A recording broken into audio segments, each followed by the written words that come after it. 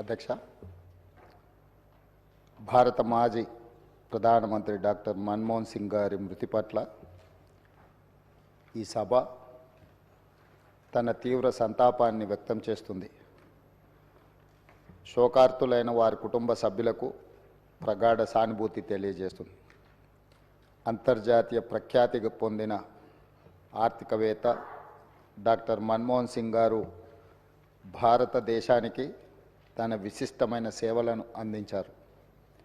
కేంద్ర ప్రభుత్వ ప్రధాన ఆర్థిక సలహాదారుగా, భారత రిజర్వ్ బ్యాంక్ గవర్నర్గా, ప్రణాళికా సంఘం డెప్యూటీ చైర్పర్సన్గా, కేంద్ర ఆర్థిక మంత్రిగా, భారత ప్రధానమంత్రిగా ఆయన వివిధ హోదాలలో తన సేవలను ఈ దేశానికి అందించారు.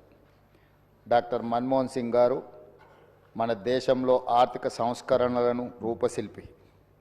1991 మరియు 96 మధ్య కేంద్ర ఆర్థిక మంత్రిగా ఉన్నప్పుడు భారత ఆర్థిక వ్యవస్థను సరళీకరించి ఆర్థిక స్థితిగతుల దిశను మార్చే నిర్మాణాత్మక సంస్కరణలను అమలు చేయడంలో కీలక పాత్ర పోషించారు.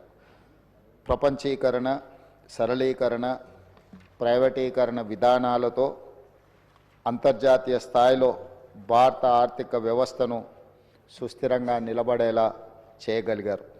2004 మరియు 2014 మధ్య భారత ప్రధానమంత్రిగా ఉన్న మన్మోహన్ సింగ్ గారు తన పదవీ కాలంలో ఎన్నో చారిత్రాత్మకమైన సామాజిక కార్యక్రమాలకు శ్రీకారం చుట్టారు.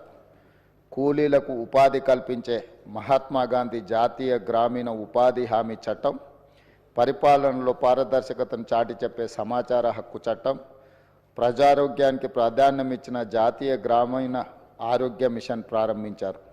అందరికీ ఆధార్ కార్డు లాంటి సామాజిక విప్లవాత్మక కార్యక్రమాలను ఆయన హయాంలోనే మొదలయ్యాయి. 4 కోట్ల తెలంగాణ రాష్ట్ర ప్రజలు డాక్టర్ మన్మోహన్ సింగ్ గారికి ఎంతో రుణపడి ఉన్నారు. ఆయన ప్రధానమంత్రిగా ఉన్నప్పుడే తెలంగాణ రాష్ట్ర ఏర్పాటుకు మార్గం సుగమమైంది. 2014లో ఆంధ్రప్రదేశ్ రాష్ట్ర పునర్వ్యవస్థీకరణ చట్టాన్ని పార్లమెంట్ ఆమోదించింది. ఎన్నో ఏండ్ల పోరాటం ఫలించి తెలంగాణ రాష్ట్రం ఏర్పడింది. మన్మోహన్ సింగ్ గారు మన దేశానికి, ముఖ్యంగా తెలంగాణకు చేసిన సేవలకు ఈ సభ అపారమైన కృతజ్ఞతలను తెలియజేస్తుంది. ఆర్థిక రంగంలో దేశానికి ఆయన మార్గదర్శి, భవిష్యత్ తరాలకు ఆదర్శప్రాయమైన నాయకుడు డాక్టర్ మన్మోహన్ సింగ్ గారు. ఆధునిక భారతదేశాన్ని ప్రపంచ స్థాయిలో మేటి దేశంగా నిలబెట్టేందుకు ఆయన చూపిన దార్శనికత, ఆయన చేసిన కృషిని అందరూ గుర్తుంచుకోవాలి, భావితరాలు స్మరించుకోవాలి. భారత మాజీ ప్రధాని డాక్టర్ మన్మోహన్ సింగ్ గారికి అత్యున్నత పురస్కారం భారత రత్నను ప్రదానం చేయాలని కేంద్ర ప్రభుత్వాన్ని కోరుతూ ఈ సభ తీర్మానం చేస్తుంది.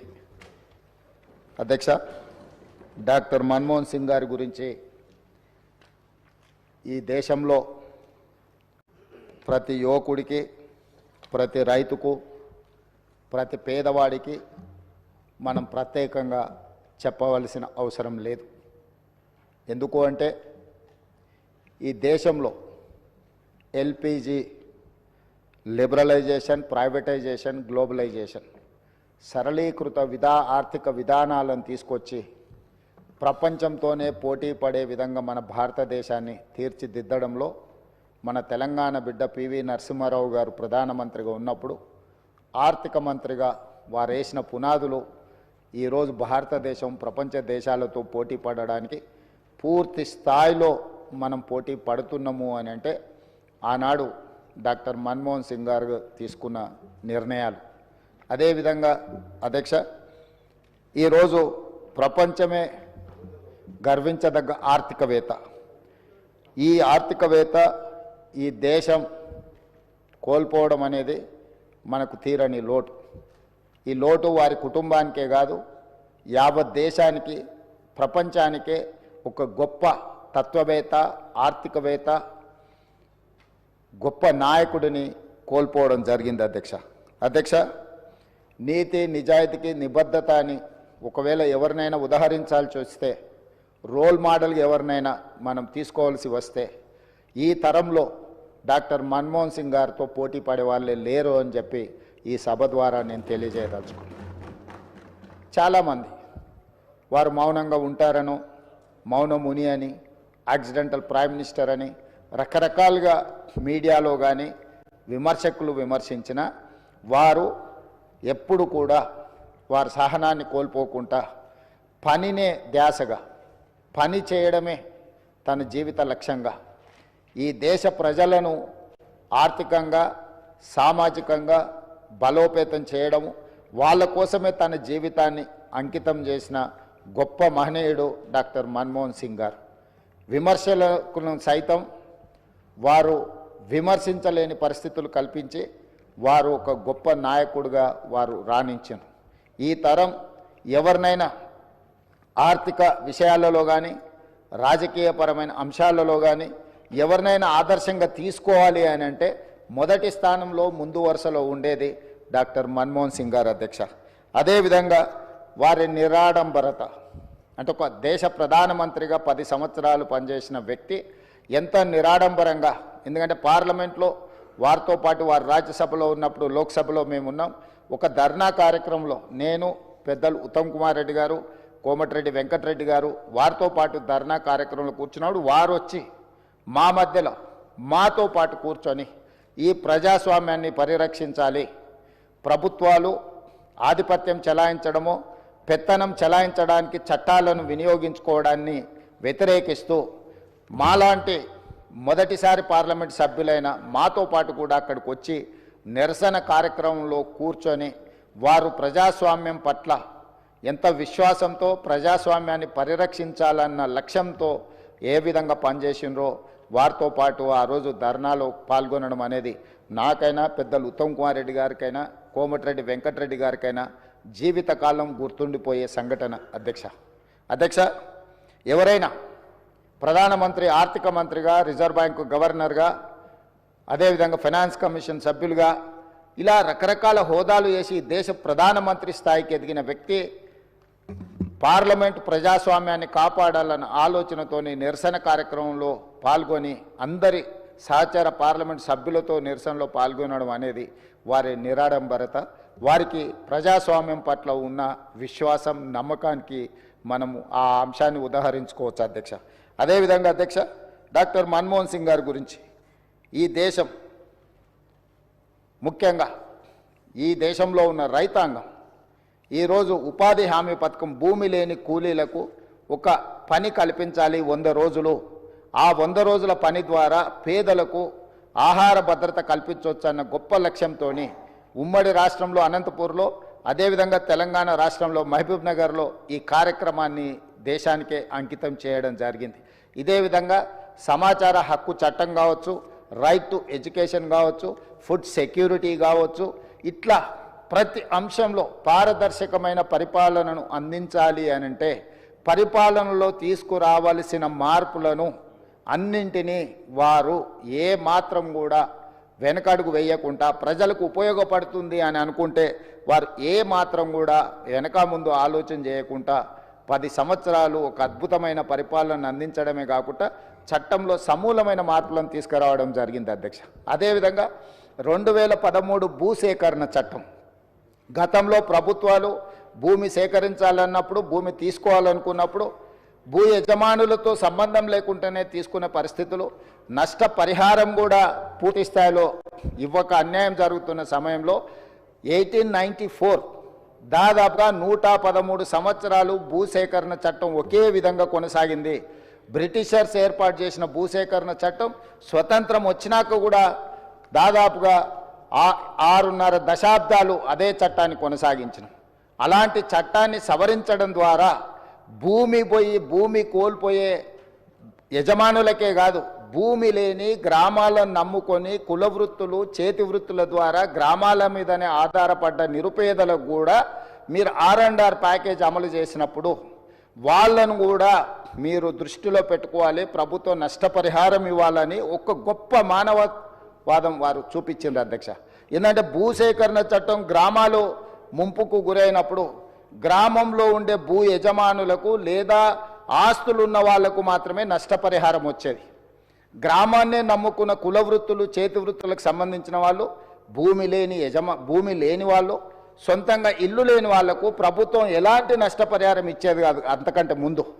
కానీ డాక్టర్ మన్మోహన్ సింగ్ గారు తీసుకొచ్చిన 2013 భూసేకరణ చట్టం ద్వారా గ్రామాలలో ఉన్న, ముంపుకు గురైతున్న గ్రామాలలో ఉన్న నిరుపేదలు ఎవరైతే ఉన్నారో కుల వృత్తులను, చేతి వృత్తులను నమ్ముకున్న వాళ్ళకు కూడా ఖచ్చితంగా ప్రభుత్వం సహాయం అందించాలి. గ్రామమే మునిగినప్పుడు, గ్రామం మీద ఆధారపడి బతుకుతున్న వాళ్ళు నిరాశ్రయులు అన్నప్పుడు ఎక్కడికి వెళ్ళాలనో, ఎక్కడ బ్రతకాలనో తెలియని పరిస్థితి.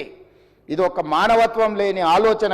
కాబట్టి దీన్ని తప్పకుండా తొలగించి వాళ్లకు నష్టం పరిహారం ఇవ్వడమే కాకుండా వాళ్ళ కష్టం కలగకుండా చూడాలని ఆ చట్టంలో డాక్టర్ మన్మోహన్ సింగ్ గారు మార్పులు తీసుకొచ్చారు. అదేవిధంగా 2006 అటవీ హక్కుల చట్టాన్ని తీసుకురావడం ద్వారా ఈ పోడు భూముల పట్టాలు ఈరోజు మనం ఇవ్వగలుగుతున్నాము అని అంటే అటవీ ప్రాంతంలో ఉన్న ఆదివాసీలను, గిరిజనులను ఆదుకోవడానికి అటవీ హక్కుల చట్టాన్ని కూడా సవరించడం ద్వారా వాళ్ళ పట్ల కూడా మానవతావాదంతో డాక్టర్ మన్మోహన్ సింగ్ గారు వ్యవహరించారు అధ్యక్ష.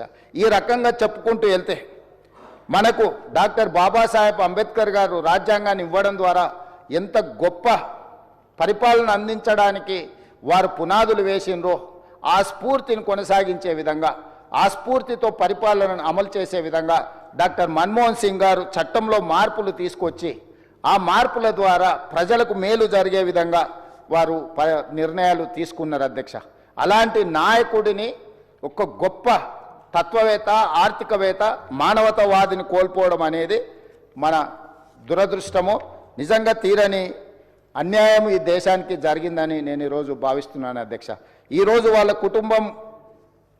కుటుంబం బాధ కంటే ఈ దేశంలో ఉండే నిరుద్యోగ యువత, ముఖ్యంగా ఈ దేశంలో ఈరోజు ప్రపంచానికే మన మేధా సంపత్తిని ఎగుమతి చేయగలుగుతున్నాము అని అంటే ఈరోజు సరళీకృత విధానాలు తీసుకురావడం ద్వారా మన దగ్గర చదువుకున్న ఇంజనీర్లు కావచ్చు, లేకపోతే మేధావులు కావచ్చు, ఈరోజు ప్రపంచంలో ఐటీ రంగాన్ని శాసించగలుగుతున్నాము అని అంటే వారు తీసుకొచ్చిన సరళీకృత విధానాలతో ఈ దేశంలో చదువుకున్న విద్యార్థులు ప్రపంచ దేశాలనే ఆర్థిక రంగాలలోనే కాకుండా సాంకేతిక రంగాలలో శాసించగలిగే స్థాయికి మనం ఎదిగినము అని అంటే ఇందులో డాక్టర్ మన్మోహన్ సింగ్ గారి యొక్క పాత్ర, వారి యొక్క ఆలోచన విధానాన్ని మనం స్మరించుకోవాల్సిన అవసరం ఉన్నది అధ్యక్ష ఈ సందర్భంగా ఈ సభలో.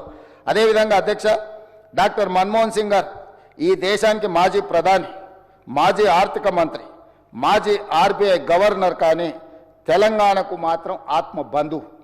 ఎందుకంటే 60 ఏళ్ల తెలంగాణ కళను సాకారం చేసిన నాయకుడు, ప్రధానమంత్రి హోదాలో తెలంగాణకు రాష్ట్ర హోదా కల్పించిన గొప్ప మానవతావాది. తెలంగాణలో ఆయన అనుబంధం విడదీయలేనిది, రాష్ట్రం ఉన్నంత వరకు మర్చిపోలేనిది. ఈ రాష్ట్రానికి పురుడు పోసిన డాక్టర్గా మన్మోహన్ సింగ్ గారిని తెలంగాణ సమాజం ఎప్పటికీ గుండెల్లో పెట్టుకుంటుంది. తెలంగాణ ప్రజలకు శ్రీమతి సోనియా గాంధీ గారు ఇచ్చిన మాటను పార్లమెంటరీ ప్రక్రియలో నెరవేర్చే బాధ్యత తీసుకున్న గ్రేట్ లీడర్ మన్మోహన్ సింగ్ గారు. తెలంగాణ బిల్లును 2 సభల్లో పాసు చేయించిన సారథిగా ఈ రాష్ట్రం గుండెల్లో ఎప్పటికీ ఆయన స్థానం పదిలంగా ఉంటుంది. అటువంటి మహనీయుడికి 4 కోట్ల తెలంగాణ ప్రజల తరఫున ఈ శాసనసభ ద్వారా రాజకీయాలు, పార్టీలకు అతీతంగా కృతజ్ఞతలు తెలపడమే కాక ఘన నివాళి అర్పించాల్సిన అవసరం ఉంది. ఉద్యమాన్ని, ప్రజల మనోభావాలను అర్థం చేసుకొని తెలంగాణ రాష్ట్ర ఏర్పాటుకు మన్మోహన్ సింగ్ సంపూర్ణ మద్దతు ప్రకటించారు. తెలంగాణ ప్రజలు శ్రీమతి సోనియా గాంధీ గారికి ఎంత రుణపడి ఉంటారో మన్మోహన్ సింగ్ గారికి కూడా అంతే రుణపడి ఉంటారు అధ్యక్ష. వారి మరణ వార్త విని బెల్గాం నుంచి ఉటావుటిన మేము ఢిల్లీకి బయలుదేరి వారి కుటుంబాన్ని కలిసిన, వారి సతీమణిని కలిసి నన్ను నేను పరిచయం చేసుకున్నా.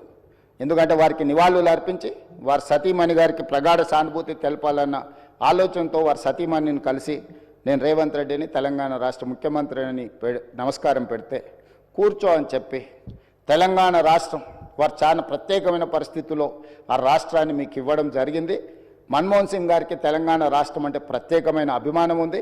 ఆ రాష్ట్రాన్ని మీరు కష్టపడి అభివృద్ధి పదం వైపు నడిపించండి, మన్మోహన్ సింగ్ గారి ఆశీస్సులు మీకు ఉంటాయి అని చెప్పి వారి సతీమణి చెప్పినప్పుడు స్పష్టంగా కుటుంబం మొత్తం తెలంగాణ ప్రజలకు అండగా నిలబడుతుందని నాకు అనిపించింది అధ్యక్ష. తెల్లవారి ఏఐసిసి ఆఫీస్ నుంచి వారి శివయాత్రకు బయలుదేరడానికి అన్ని ఏర్పాట్లు చేసినప్పుడు వారి వాహనంలో కూర్చోవడానికి నన్ను ముందుకు పిలిస్తే నేను అక్కడికి వెళ్ళి నించున్నాను. పక్కన ఒక మహిళ నించొని మీరెవరు అని అడిగింది. నేను వారిని ఎవరో సహజంగా అక్కడికి వచ్చిన వారికి నివాళులు అర్పించడానికి వచ్చిన వాళ్ళు ఎవరో అనుకొని చాలా క్యాజువల్గా మాట్లాడాను అధ్యక్ష. కాసేపు అయినాక మాట్లాడితే వారు మన్మోహన్ సింగ్ గారి రెండవ కుమార్తె. అంటే ఎంత సింపుల్గా ఎంత నిరాడంబరంగా వారి రెండవ కుమార్తె అక్కడ నించోవడం అనేది ఆ కుటుంబం యొక్క నిరాడంబరత.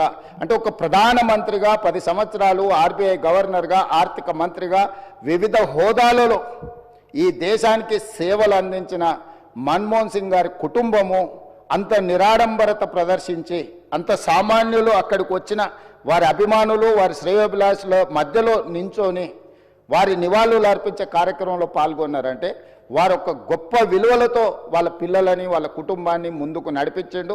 వాళ్ళ కుటుంబానికే కాదు అధ్యక్ష, ఈరోజు ఈ దేశ యువకులకు అందరికీ కూడా డాక్టర్ మన్మోహన్ సింగ్ గారు ఆదర్శము. వారి ఆదర్శాలను తీసుకొని వారి మేధోశక్తిని మన యువత అందిపుచ్చుకొని వారు ఇచ్చిన అవకాశాలను మనం ఈరోజు ప్రపంచానికి సేవలను అందించే ప్రపంచాన్నే శాసించే స్థాయికి ఈరోజు మన దేశం ఆర్థికంగా నిలబడ్డది అధ్యక్ష. ఆర్థికంగా, రాజకీయంగా, సాంకేతికంగా ఈరోజు అన్ని రకాలుగా ఈ దేశం బలపడ్డది. ఈ దేశం ప్రపంచంతో పోటీ పడుతున్నదంటే డాక్టర్ మన్మోహన్ సింగ్ గారి సేవలు ఎన్నో ఈ దేశానికి ఉపయోగపడ్డాయి అధ్యక్ష.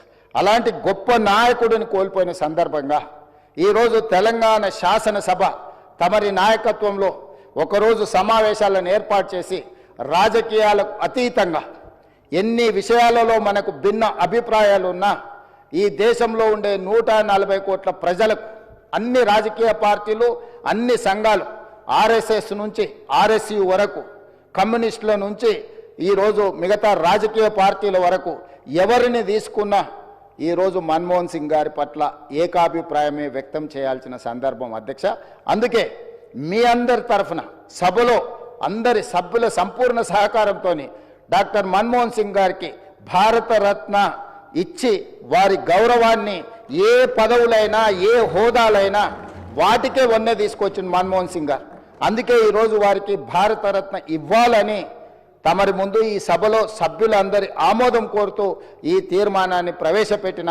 ఇదే కాకుండా ఆర్థికవేత్తగా ఆర్థిక విధానాలను ముందుకు తీసుకొచ్చిన డాక్టర్ మన్మోహన్ సింగ్ గారి విగ్రహం తెలంగాణ రాష్ట్ర ఏర్పాటులో ప్రధానమంత్రిగా రాజ్యసభలో ఒక దశలో రాజ్యాంగ సవరణల కోసం వచ్చిన చర్చలో తెలంగాణ రాష్ట్రం వెనక్కి పోతుందేమో అన్నంత గందరగోళ పరిస్థితులు ఏర్పడ్డాయి అధ్యక్ష. ఆ సమయంలో వారి అనుభవాన్ని కంప్లీట్గా ముఖ్యంగా మనం ఇక్కడ గుర్తు చేసుకోవాల్సింది డాక్టర్ మన్మోహన్ సింగ్ గారికి అత్యంత సన్నిహితుడుగా అత్యంత నమ్మకమైన సహచరుడుగా జైపాల్ రెడ్డి గారు కొనసాగినారు. జైపాల్ రెడ్డి గారు ఆ రోజు మన్మోహన్ సింగ్ గారితో మాట్లాడి సమన్వయపరిచి రాజ్యసభలో ఆ సవరణలకు అవసరమైన స్టేట్మెంట్ ప్రధానమంత్రికి వెళ్ళి రాజ్యసభలో వారు స్టేట్మెంట్ ఇవ్వడం జరిగింది. రాజ్యాంగ సవరణకు తిరిగి లోక్సభకు పంపాల్సిన పరిస్థితుల నుంచి ఆ క్లిష్టమైన పరిస్థితిలో వ్యూహాత్మకంగా చతురతతో డాక్టర్ మన్మోహన్ సింగ్ గారు రాజ్యసభలో వెళ్ళి ప్రకటన చేయడంతో ఈరోజు మన సర్వస్వతంత్ర తెలంగాణ రాష్ట్రంగా మనం ఏర్పడడమే కాకుండా 10 సంవత్సరాలు పూర్తి చేసుకొని తెలంగాణ రాష్ట్రంలో మనం పరిపాలన కొనసాగిస్తున్నాం. కాబట్టి ఈరోజు వారితో తెలంగాణకున్న ఈ బంధము మనం ఎప్పటికీ మర్చిపోలేనిది. కాబట్టి ఈరోజు తమరి అనుమతితోటి ఫైనాన్షియల్ డిస్ట్రిక్ట్లో ఒక మంచి ప్లేస్లో డాక్టర్ మన్మోహన్ సింగ్ గారి విగ్రహావిష్కరణ చేసుకోవడం ద్వారా శాశ్వతంగా మనము వారి వర్ధంతులు, జయంతులు, వారి జ్ఞాపకాలు శాశ్వతంగా తెలంగాణ ప్రజల గుండెల్లో పదిలమై ఉండే విధంగా ఇంకేదైనా సలహా సూచనలు ఎవరైనా ఇచ్చినా కూడా ఒక మంచి ప్రాంతంలో మాజీ ప్రధానమంత్రి డాక్టర్ మన్మోహన్ సింగ్ గారి విగ్రహాన్ని ప్రజలందరూ గుర్తుపెట్టుకునే విధంగా, ప్రజలందరూ వారిని స్ఫూర్తి తీసుకునే విధంగా ఎక్కువగా ప్రజలు ఎక్కడైతే మమేకమవుతుంటారో కలుస్తుంటారో ఆ ప్రాంతంలో డాక్టర్ మన్మోహన్ సింగ్ గారి విగ్రహం ఉంటే మనందరికీ స్ఫూర్తి నింపిన వాడవుతారు. కాబట్టి ఈ సభలో ఒక నిర్ణయం తీసుకొని ఏ ప్రాంతంలో ఎక్కడ పెడితే బాగుంటుందో మనం తర్వాత అయినా చర్చించుకుందాం. కాకపోతే తెలంగాణ గడ్డ మీద డాక్టర్ మన్మోహన్ సింగ్ గారి విగ్రహం పెట్టుకోవడం అనేది సముచితమైన నిర్ణయం అని నేను భావిస్తున్నా. దానికి కూడా ఈ సభ ద్వారా ఆమోదం తెలపాల్సిందిగా సభ్యులందరినీ కోరుకుంటూ మీ దగ్గర సెలవు తీసుకుంటున్నాను అధ్యక్ష. ధన్యవాదాలు. Now discussion on